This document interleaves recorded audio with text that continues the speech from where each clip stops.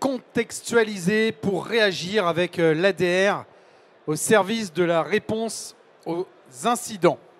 Merci d'accueillir Aurélien Zwevi de Contrast Security. Bonjour. Bonjour. C'est à vous. Merci. Alors bonjour à tous, Aurélien Zwevi, je suis Solution Engineer chez Contrast Security. Alors rapidement sur moi, donc ça j'ai déjà dit du coup. Donc ça fait 7 ans que je fais de la sécurité applicative. Excusez-moi, il y a un petit délai sur le passage des slides. Alors globalement, on va essayer de faire rapidement un état des lieux déjà de ce qui se fait en matière de sécurité applicative et de sécurité des applications. Si vous voulez, aujourd'hui, la sécurité applicative, ça ressemble plutôt à ça.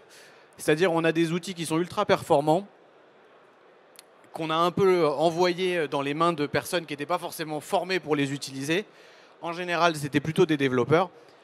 Et on a espéré qu'avec ces outils formidables, ils allaient du jour au lendemain faire ce genre de structure. Si vous essayez, ça ne va pas forcément fonctionner dans votre jardin, je vous le garantis. Et en fait, le résultat qu'on voit aujourd'hui, c'est plutôt ça. C'est-à-dire qu'aujourd'hui, quand on a une vulnérabilité qui est détectée, il nous faut en moyenne 290 jours pour la remédier. Et surtout, et c'est ça le plus grave, il nous faut en moyenne 12 heures pour remédier à un incident de sécurité. 12 heures, ça laisse le temps à l'attaquant de faire beaucoup de choses, de naviguer au sein de votre environnement et de passer d'une application à l'autre. Je prends toujours un peu l'analogie d'un supermarché. Aujourd'hui, votre environnement, on maîtrise très bien les parties annexes à l'application. Donc on arrive à maîtriser ce qui se passe au niveau du réseau, on arrive à maîtriser ce qui se passe au niveau de l'OS.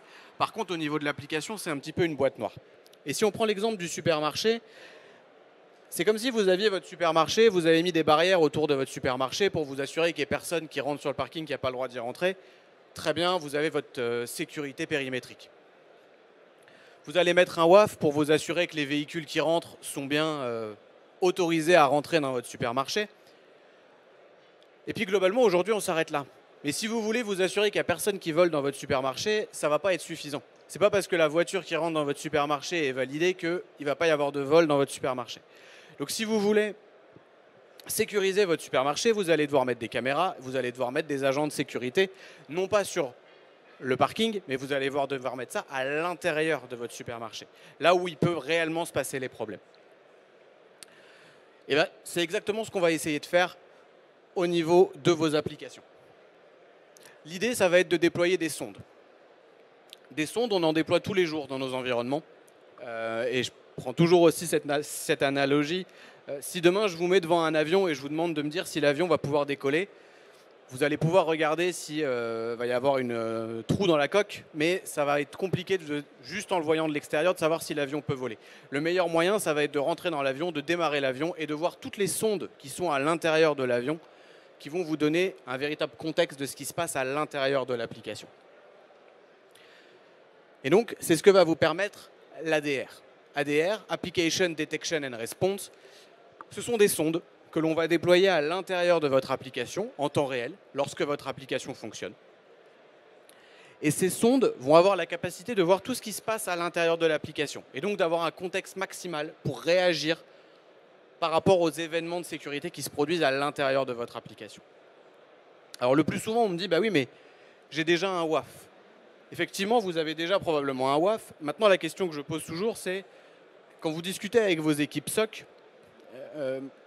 est-ce que le WAF est réellement utilisé par vos équipes SOC? Est-ce que c'est vraiment aujourd'hui un élément de sécurité qui leur permet d'avoir davantage d'informations sur le monde applicatif? En général, non, pour une raison toute simple, le WAF est non contextualisé. Il est de manière périmétrique à votre application, il voit tout ce qui arrive, mais il le traite toujours de la même manière. Que ce soit une application bancaire, que ce soit une application retail, pour elle, c'est exactement la même chose. Et il sera en incapacité de différencier un scan de quelqu'un qui a découvert Burp hier et qui essaye de taper sur le site de sa banque, ou quelque chose de plus ciblé qui va vraiment s'attaquer à votre application et surtout qui va avoir un impact sur votre application. Grâce à nos sondes qu'on va déployer à l'intérieur de votre application durant sa phase de développement, on va pouvoir contextualiser les événements et bien identifier que dans votre cas précis, votre application ne se protège pas. Et c'est uniquement dans ce cas-là qu'on va pouvoir bloquer et reporter l'attaque à votre environnement SOC. Les avantages de cette approche sont assez nombreux, notamment l'approche Zero Day. Comme vous avez pu le comprendre, on ne va pas fonctionner sur une approche par signature. On va vraiment fonctionner par une approche comportementale de votre application. Et donc, lorsque l'application va être attaquée, on va découvrir des patterns, des symptômes d'une attaque, peu importe si cette attaque est connue ou pas. Si je vous donne l'exemple de Log4Shell, Log4Shell a été découvert fin 2021. Notre agent était capable de le bloquer depuis 2018, de par cette approche comportementale de l'application. Le second avantage, c'est le temps réel. On va vraiment pouvoir, en temps réel, prendre la décision de bloquer une attaque et surtout d'aller reporter ça aux équipes SOC. Et enfin, on va donner aux équipes SOC la visibilité à l'intérieur du monde applicatif. En général, aucun SOC n'a cette vision. Le SOC maîtrise très bien, et l'industrie a fait un excellent travail sur la partie déploiement, sur des environnements réseau. Le réseau est maîtrisé quasi à 100% par le SOC. L'OS, depuis peu, est maîtrisé aussi à 100% par le SOC grâce aux EDR qu'on a su déployer à très très grande échelle.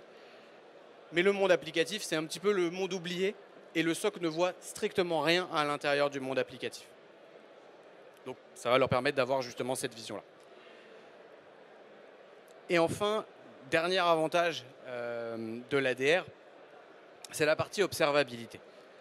Globalement, on va pouvoir vous donner des indications au-delà des attaques sur l'application. Vous donner du contexte pour savoir ce que fait l'application, qu'est-ce que l'application est censée faire.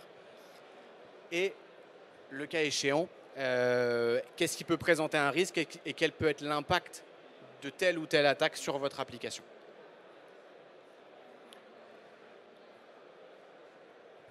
Et enfin, on revient sur la partie WAF. Le WAF va être extrêmement efficace s'il est customisé. Il faut que vous passiez du temps, que vous ayez des équipes qui vont constamment aller customiser votre WAF pour lui donner le contexte dont il a besoin pour protéger efficacement votre application. Et ce qu'on se rend compte, c'est que cette customisation n'a pas lieu. En général, les équipes n'ont pas soit les connaissances, soit le temps pour aller customiser les WAF. Et donc, on arrive à ce genre de choses, où malgré le fait qu'on ait un WAF qui soit présent sur les applications, quand on met ADR, on a à peu près 5 millions d'événements par mois qui passent au travers de votre WAF pour aller toucher votre application. 5 millions d'événements que le WAF a laissé passer après analyse. Il y a des événements que le WAF n'est pas en capacité de détecter. Des éléments techniques qui font que, au moment où l'analyse arrive sur le WAF n'a pas les connaissances suffisantes pour bloquer. Mais il y a des attaques, typiquement la XSS, c'est sur ça qu'on vous vend un WAF. Le WAF est censé bloquer à 100% ce genre d'attaque. Pourquoi il ne le bloque pas? Tout simplement parce qu'il manque de contexte. Il n'a pas été customisé, il n'a pas été configuré correctement pour être en capacité de bloquer ce type d'attaque. Grâce à ADR, vous n'allez plus avoir besoin de customiser votre WAF.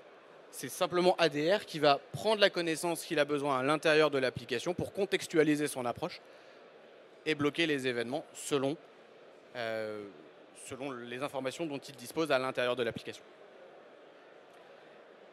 Et vous voyez que sur ces 5 200 000 événements que Contrast a détectés, seulement 47 000 étaient des réels incidents de sécurité qui nécessitaient d'aller alerter votre SOC. Donc, encore une fois, ce n'est pas parce qu'on intègre quelque chose dans l'application qu'on va noyer votre SOC sous une avalanche de résultats. Grâce au contexte que ADR dispose, on va vraiment aller focus votre SOC sur les éléments de sécurité les plus importants à l'intérieur de votre application.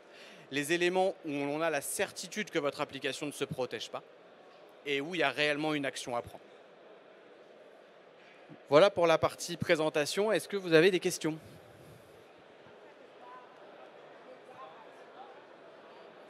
Non ?